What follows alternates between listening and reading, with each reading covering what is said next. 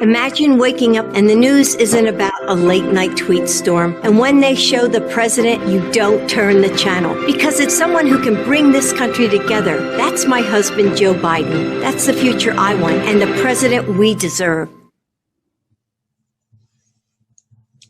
It seemed to have Dr. Jill introduce Joe in this month's meeting seemed to be the right thing to do in light of this month's events with the loss of a really tremendous woman in RBG and the threatened replacement of her by Trump's nominee who, you know, benefited from every single door that RBG opened and is now willing to shut them right behind us. So we wanted to have Dr. Jill in today. So good morning, I'm Chris Stanley. I'm the president of the club. We are having our, I don't know, it seems like 50th online meeting. We haven't met in person since February. And I know it's difficult and I know it's not quite the same as it was, but hopefully at some point, very, very soon, we have a president who takes COVID seriously and we can start slowing the spread of the virus and meeting together. First thing we're going to talk about is the nominating committee is still seeking people to serve on the board for 2021 through 2022. This board is what causes our club to be so successful and grow. Finding people to serve isn't always as easy as it should be. And I want to remind you, as you consider, if you have a few hours each month to give to the Democrats here, that once upon a time, we had a very vibrant, very active Indivisible club here in the Villages. And when leadership needed to step down to do other projects, nobody stepped up to run the Indivisible. And we lost our Indivisible group. We need people to help with the club.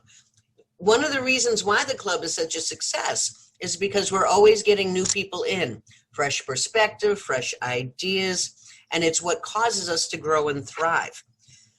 All eyes are focused right now on 24 days from now, but I'll remind you that, you know, in 2022, we get to replace our governor. We get to replace Marco Rubio. The work doesn't stop on November 3rd. And we need the people to help so that we can do this. So please consider giving, you know, 5 to 10 hours a month to this Democratic club so that we can keep growing and keep doing our good work.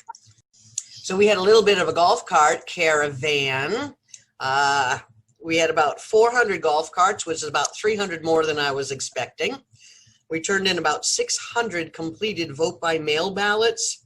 And I'm pretty sure that's 600 votes for Joe Biden. That's 600 votes for Dana Cottrell and for Dee Melvin. So we have some video.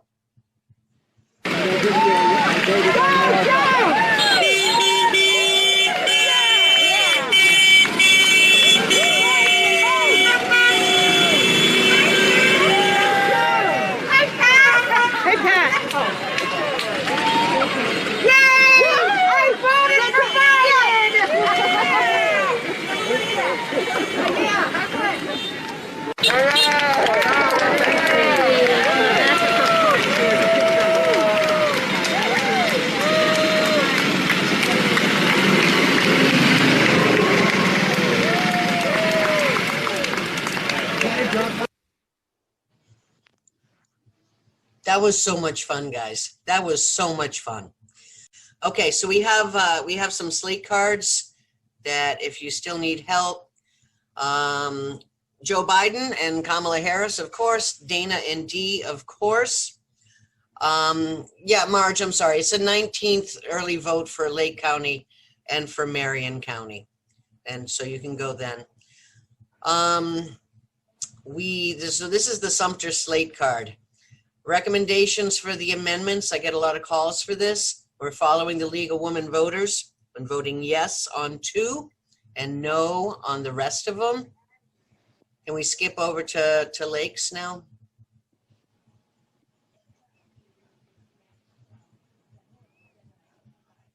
Heather, to the lake slide. Okay. While Heather's working on that, I also get a lot of phone calls about the judges. And the question is, do we retain them or do we replace them? Our recommendation is to retain them. There are some that we really don't like, but any judge that's not retained will be replaced by Governor DeSantis. And I can pretty much guarantee you, we're not going to like those choices at all. So sometimes the devil you know is better than the devil you don't. For Lake County, take a picture of this. These are Lake County's recommendations, Water Authority and North Lake Hospital Board.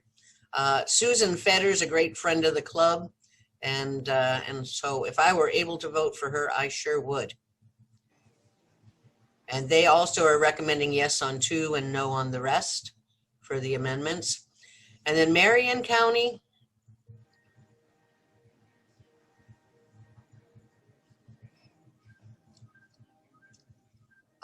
This is what we've gotten from them. So Marion County votes for early vote starts on October 19th.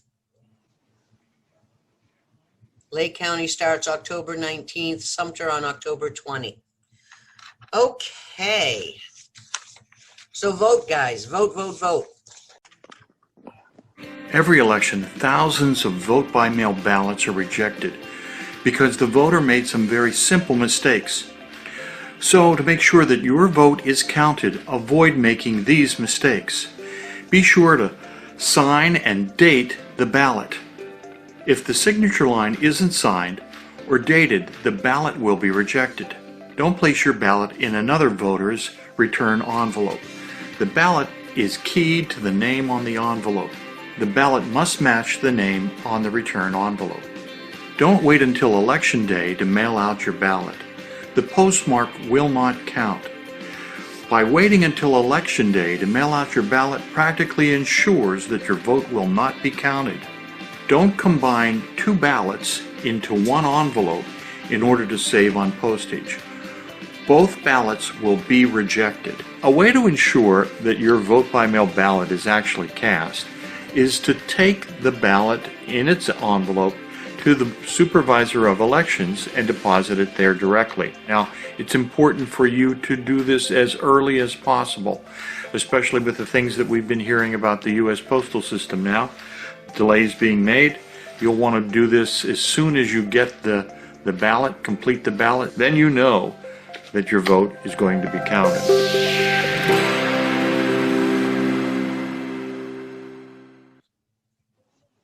I have some numbers.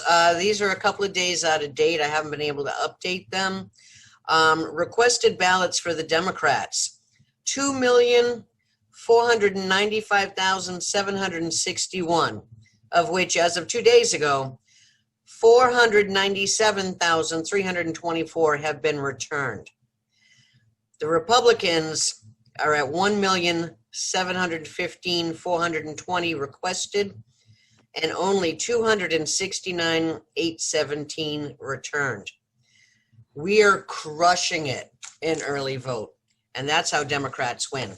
So vote, vote, vote. Okay, we're choosing democracy, and they created a pledge. I quite like this pledge. We will vote, and I'm going to add to that, we will make sure that everyone we know votes. We will refuse to accept election results until all of the votes are counted. As Hardy said, when Trump says, okay, well, that's enough, I'm ahead, we're done, I win, we have to refuse to accept that. And we need to do that in a unified fashion together. We will non-violently, keyword, non-violently, take to the streets if a coup is attempted. And that's what it is. If Trump stops counting votes, that's a coup. That is a coup of the American democratic process. And if need to, we will shut down this country to protect the integrity of the democratic process. And I hope it never comes to that. But we need to make sure that America remains America. And it's on us. It's on every single one of us to make sure that this election is accurate and valid. Okay, so now we're into keeping our eye on the ball. Guys, this is the last election, the last club meeting before the election. We are 24 days away from the election. People are voting now, which I can't even tell you how much I love that. I have been waiting to vote for so long. The vote by mail hand delivering is working very, very well. If you must mail your vote by mail ballot, please do so immediately. If possible, if you have a trusted friend or neighbor, if you're outside the state right now, but you have a trusted friend or neighbor that you could FedEx or UPS your ballot to, who will hand deliver it for you, that would be also really great. So we are in Get Out the Vote, and we call it GOTV. Everybody knows it. We're starting a little bit early this year because of the year that it is. Normally during an election cycle, we do what we call building the universe, right? We build our universe of likely Democratic voters, and we identify them in a variety of ways, but this year primarily via phone banks. We call and we say, hey, I'm Chris from the Joe Biden campaign. I'm making sure you're going to be supporting Joe Biden. When we get the yes, if they become part of our universe. When we get the maybe, they become a different part of our universe. We categorize them. We call the people who are identified as persuadables. Typically, there's not a lot of people on the fence this election. Out of over 5,000 calls, we identified 11. And of those 11, I spoke to 3, and they weren't really undecided. They just didn't want to talk politics on the phone. But we also talk about issues normally when we go through these things, and it helps us build our universe of likely Democratic voters. And that's not just Democrats. We talk to no party affiliates too, and we've talked to some Republicans as well. Next slide. So for our purposes for GOTV this year, we're going to focus on what we can control. And you guys need to help me remember that too. You can't change the mind of a Trump supporter. Lord knows I've tried. They are not interested in facts. They are not interested in data. They are not interested in anything. They see this as a zero-sum game. We won, you lost. Has nothing to do with governance. They don't care if he sets the world on fire. They won, we lost, and that's all they see it. Instead, use your energy to work with the members of our already identified universe. Do not call outside our universe.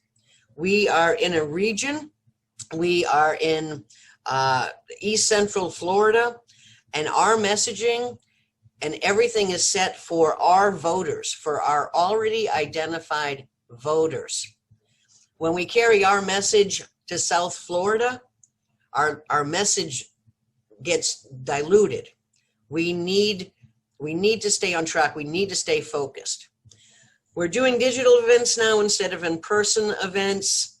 And it's harder to reach people, right? We used to be able to have hot dogs and games for the kids and face painting and invite in the community and be able to talk to people that way. And we can't do it. We can have all the Zoom meetings we want, but we can't force people to attend them. There's nothing exciting here to bring your kids to. We are just about done targeting our key voters who need to be brought into our universe. Our universe is about as built as it's going to be. But stay flexible, because we're always getting new information. We're always changing and adjusting. And so as the campaign morphs and adjusts, so do we, so that we are always working on the right goal, on the right target. So here's some fun numbers. Turnout is expected to be about 10.7 million voters. That's up quite a bit from 2016. You hear me say this all the time. Don't look at the polls. Florida's going to come down to 1%. I know that it shows Joe up by 4, up by 6, up by 2. Florida's going to come down to 1%. Don't get complacent. Vote by mail is likely going to make up of 50% of all ballots cast. That may be slightly downgraded now from when I got this. But voting early builds momentum, and we are voting early. We have a commanding lead over the Republicans right now in early vote. We actually call it Joe-mentum. We are building Joe-mentum. So the reason why I need everybody to vote early is because if we can get all the vote by mail ballots in fast, get them in now, then the phone bankers, the manpower, our work staff can turn their attention to those of you who want to vote in person. And if I can get you all to vote on the first or second day of early vote, so I have all the voters in who are going to vote by mail or are going to early vote, then our manpower is available to chase those likely voters who have not yet voted and might need some encouragement. These are the people who skip elections. These are the people who maybe don't stay on top of things as much as we do. And if we can only reach them by telephone and text, I need a lot of time and I need a lot of manpower to be able to do it. But that's why we're starting GOTV early. So when Democrats vote, Democrats win. You've heard it over and over. And this is how we're going to do it. So this year, because we can't do our traditional door-to-door canvassing in our events, we're using other methods. Right now, there's two options. There's a predictive dialer, which is a computer that dials for you into a larger universe of people who have been identified as uncontacted or persuadable or needed an issues talk. The virtual phone bank that most of us are using here is a more targeted phone bank with a very specific ask. And right now the ask is, get your vote by mail ballot in. Now, do it. Do you have any questions? What can I help you with? You need to get that in now.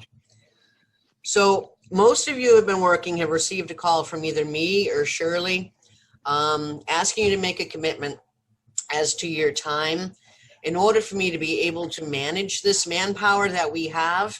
And we are the largest manpower group in this state.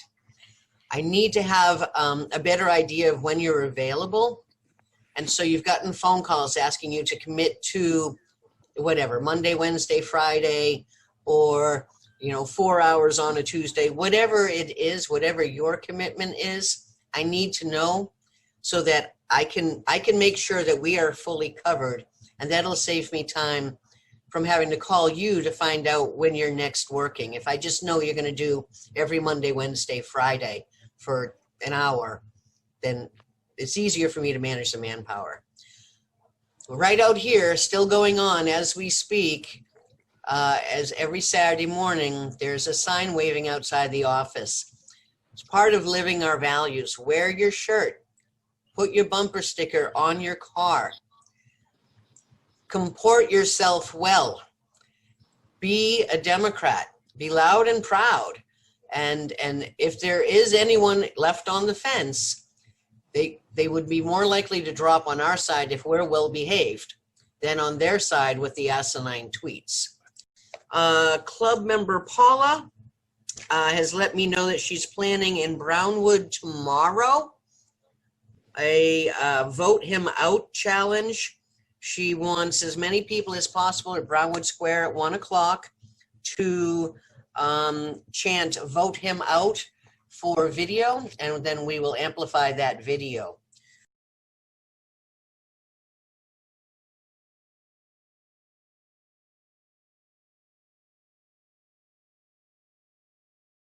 Make a plan to vote, talk with your friends, make sure they have a plan to vote. There's still so many rumors going around about vote by mail.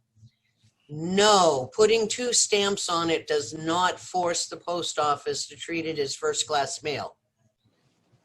No, it's not counted after the election. No, it's not thrown out if there's already a clear winner. Every single vote will be counted. In Florida, they start counting early. No, if you forget the secrecy sleeve, they will not throw out your vote. Just bring it in, make sure it's signed, make sure it's dated, make sure it's sealed. If there is a problem, you will hear from somebody. That we have a large voter protection team here. They are calling people when there's a problem. Statewide, yesterday I spent 2 hours calling statewide, contacting people whose vote by mail ballots were returned as undeliverable for whatever reason, they had moved or whatever. There are hundreds of people who are going to help you make sure your vote counts. Do not spread these rumors, please. If it's something that you read on Facebook, don't assume it's true. Check with me, check with Chris Anderson, check with the DEC, come down to the office. Please do not spread rumor because it actually costs us votes. Okay, so peer pressure works too. For someone who tells you that, oh, you know, both parties are the same, I'm not going to vote this year, shame them.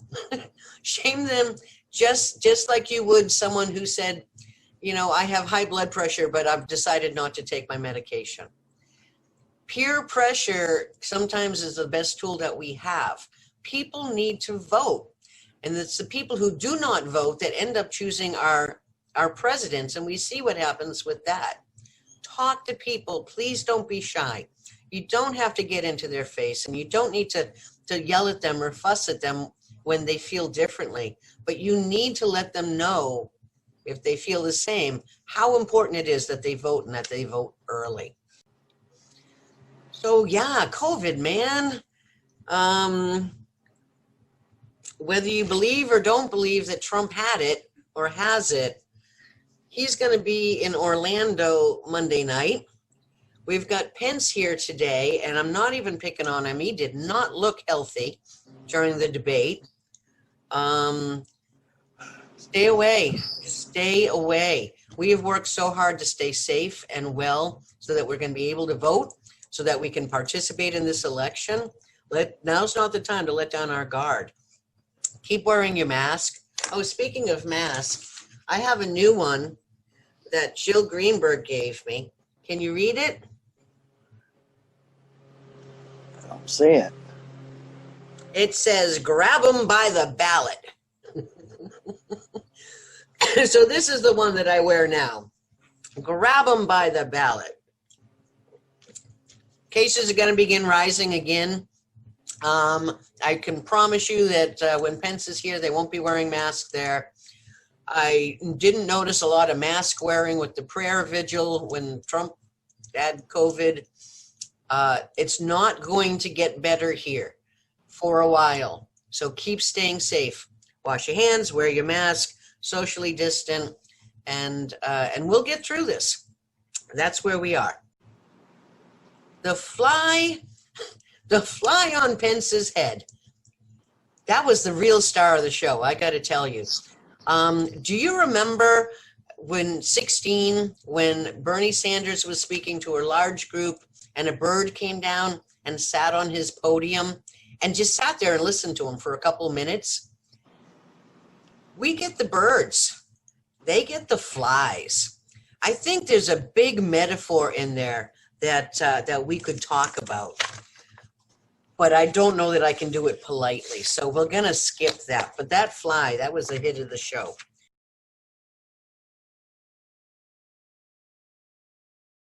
And that, as Joe Biden said, that he believes that law enforcement has an implicit bias against minorities. Is a great insight. So I have a limerick I just came across. I'm going to read to you because you know how I feel about limericks. Ready? Getting COVID's a blessing from God. Methinks that Trump's reasoning is flawed. Donald's just pretend piety merits dubiety, as with most things, Ray God, Trump's a fraud. Huh? I love limericks. That was the best one. Send me your limericks. We are going to be in November celebrating, mourning, or still counting. Hopefully it's celebrating, and hopefully by the time the club meeting comes, we're going to know that we won, and that we won definitively, and that we won the Senate too. Keep your eyes on the ball. Come in and help. Come in and work. And in the next 24 days, we can move a mountain, and that's what we need to do. November will be online. We will revisit the possibility of meeting in person somewhere around January. Karen, I got your message. I'm going to pass it on to the nominating committee. Anybody else who wants to be part of this club board, let me know. And that's all that I've got. Okay, everything's good. I will see you in a month for a big party. Help me make it a big party. Yay. Thanks, guys, for coming. Thank you, Hardy.